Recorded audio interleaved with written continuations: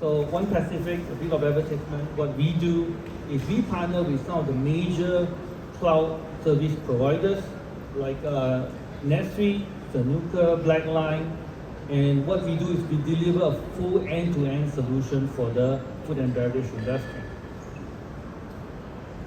By the way, we have a free consultation. You get a free croissant as well. Feel free to come to our booth, it's right over there. So there are a few solutions within our portfolio, but one of the things I want to talk about is the WhatsApp integration with the back-end ERP system. So what do I mean by that? So I think everyone here uses WhatsApp in one form or another. And everyone here, or at least some of you here, probably have used WhatsApp to communicate with some of the restaurants, to either make an order, do a pre-order, or make a reservation. But what you don't really know is the person you're talking about to, the other end of the chain, the logic that you go to make the final order or reservation.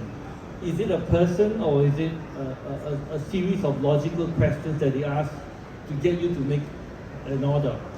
Most likely, I think at this point, about 70 to 80% of your WhatsApp conversation with a restaurant is probably you're doing it with a person. But in this age of the tight challenges that the food and beverage industry is going through, what you might want to explore is having this done through automation. So what do I mean by that? So WhatsApp is just one part of the story. Behind the WhatsApp, it could be an Excel file that you take to fulfill the order. It could be a CRM system that you take to get to understand the customer, or it could be a full ERP system that you take to streamline your logistics and provide a superior service to your client. So I'll start from the beginning, which is the WhatsApp.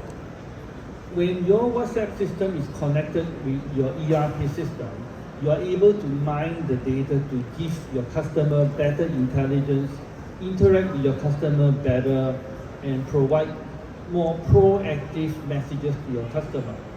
So what do I mean by that? In addition, besides your customer just using WhatsApp to give you an order, what you could do is, because you have the customer's number through the WhatsApp system, you are able to proactively search back and query the database behind that mobile number. And you'll know how many times the customer has ordered from you, how much money you have made from them, and potentially if you have a loyalty program behind in your system, you could search up the loyalty program and inform the customer proactively that you have automatically subscribed them to a loyalty program of yours, and that because you have been their customer for so many years, you are a silver member, for example. So the other part is the payment part. So food and beverage is not just limited to B2C, it's B2B. So at the end of the day, it could be an invoice, it could be a reservation, but it could be, for better cash flow, it's best to get it paid immediately upon order. Which is why in our solution, we have also integrated with some of the key payment gateway providers. So from WhatsApp, you could click a link, you will go to the payment gateway. From the payment gateway, your customer will make the payment, and it automatically goes back to your WhatsApp system with your order ID.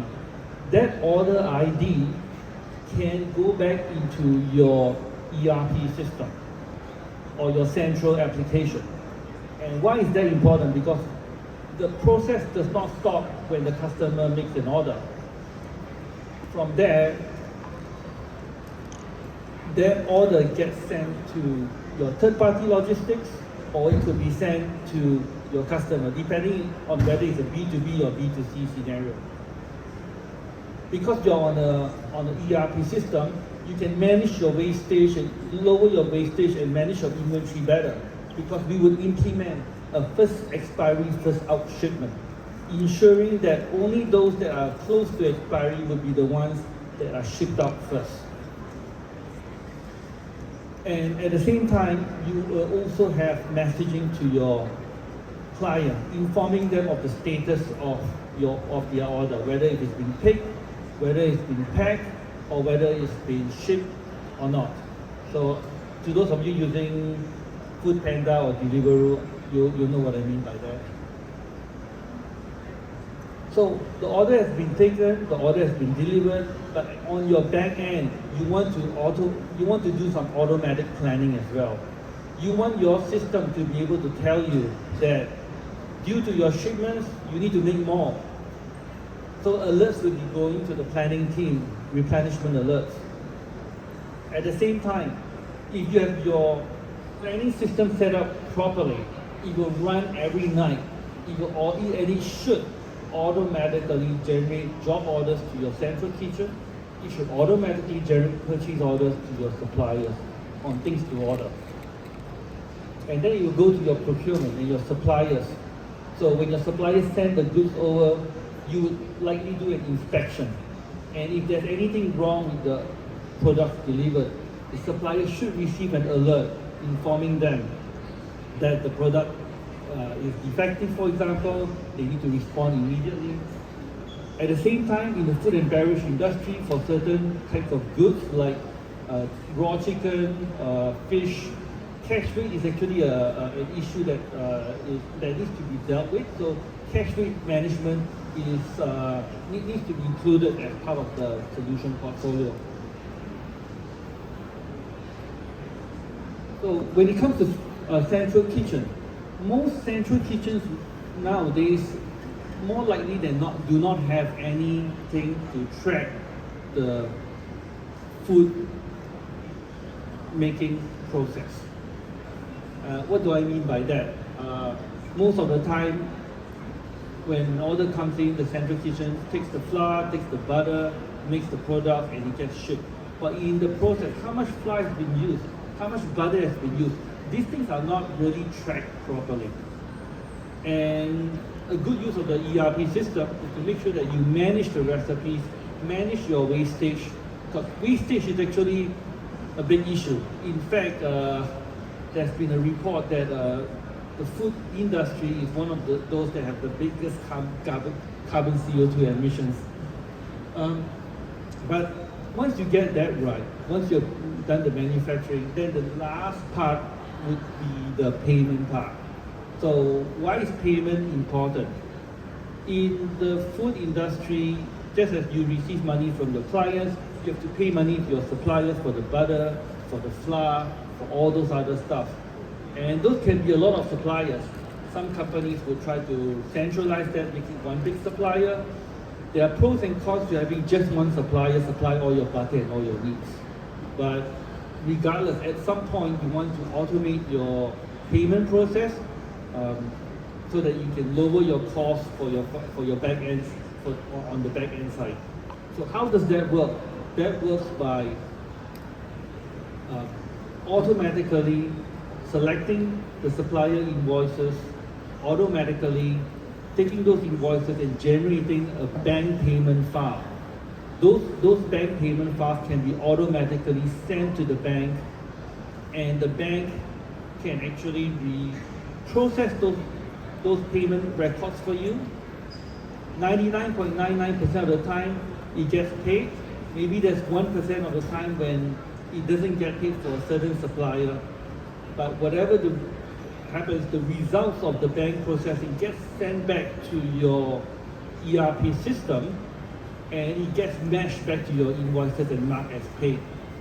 The reason this is important is because there's a lot of unneeded manpower spent in the payable section, just sorting through all those payment records, making sure that suppliers get paid on time. So before I go to the next slide, one point I want to emphasize is, if you notice in my slides, every single slide has a WhatsApp message in the center. And the reason for that is because those WhatsApp messaging is not only just limited to your customers. It could be used for your third-party logistics provider, for your delivery warehouse personnel.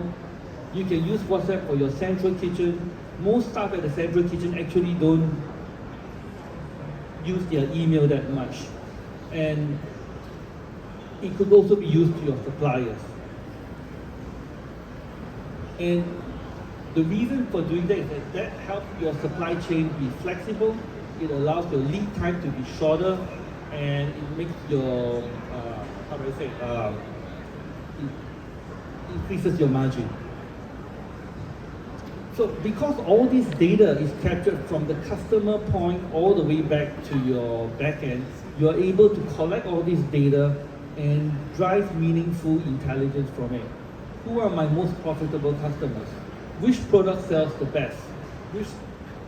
Which product costs me the longest lead time to fulfill? What are my products that will expire the soonest? So this information can be gleaned, and most importantly, if you notice the slides that I went through just now, I use the word automatic a lot, because when all your data is in one place, it's a lot easier for you to come up with automatic, creative solutions. And your staff handles things by exceptions.